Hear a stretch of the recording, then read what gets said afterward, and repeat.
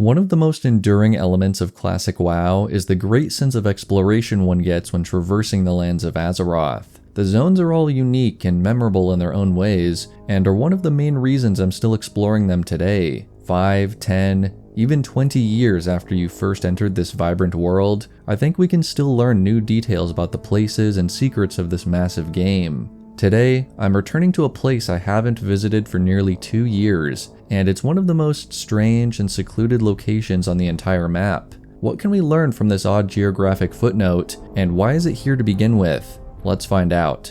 This is the story of the Misty Reed Isles, one of the loneliest places in classic WoW.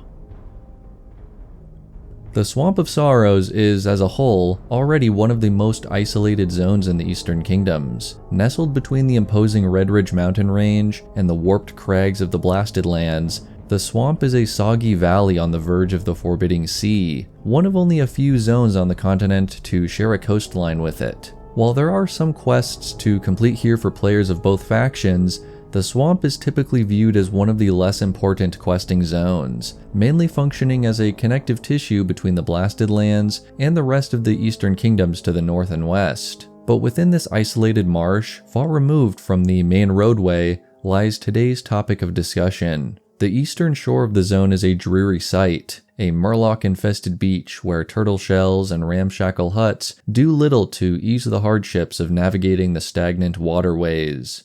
The humid air is off-putting, and yet it never rains, contributing to the stale feel of the zone. Moving north along the coast, the murlocs disperse, replaced by native wildlife, but even these creatures are few in number, barely standing out against the terrain. Close to the shore, we find our destination, the Misty Reed Isles. We see here a set of 5 small, unnamed islands, really just rocky outcrops that extend out from the northern reach into the ocean. With the Red Ridge Mountains so close by, they are easily eclipsed on the horizon, but I think these isles, along with their surrounding geography, are such a unique and lonely spot within the game. There are no quests that bring you all the way up here, but if you're adventurous like I was 2 years ago, in episode 1 of the Azeroth's Deep Dive series, you might find an aging shipwreck to the south. You might also end up going off the in-game map while exploring this spot, and in a really unique art choice, the designers ended up drawing in some of the isles, but had them go off the digital page, a quirk that is rarely seen in WoW maps, and one that I think adds to the mystery and forgotten aspect of this area. To the north is something else entirely, a cove of sorts, tucked into the space between the swamp and the impassable mountains of Red Ridge. Again, with no quests or other reasons to swim out here, it might be confusing as to why this feature exists at all, but I have a theory. Looking at the cove and comparing its latitude to the neighboring zone of Red Ridge, there may have been a connection that was severed sometime during development. Stonewatch Falls flows into a small pool at its base, and curiously just stops there with no outflow. But if we consider that the Isles and the Cove are due east from the falls, it is possible the two zones were meant to converge here along the coast, with this area acting as an alternate route to enter the swamp.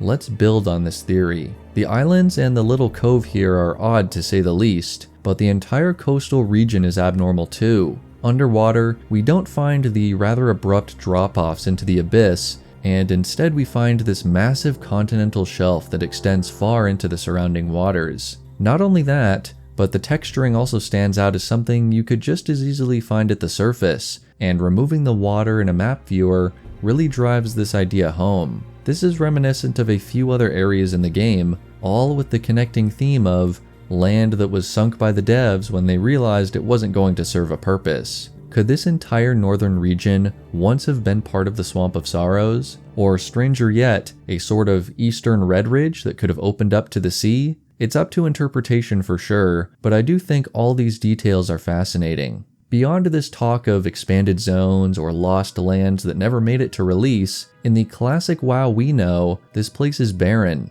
It's lonely, and I love it, and I don't fully know why. But I think part of it is that it's not some crazy cool out-of-bounds location or a secret NPC that nobody's found before. It's just virtual space that, for some reason, has this unique atmosphere despite there being nothing there. It captures that magic of old WoW, The WoW where there didn't need to be a streamlined quest hub or a reason to go from one spot to another all the time. These isles have been here for 20 years, and in that time, how many lost, adventurous, or bored players have found them?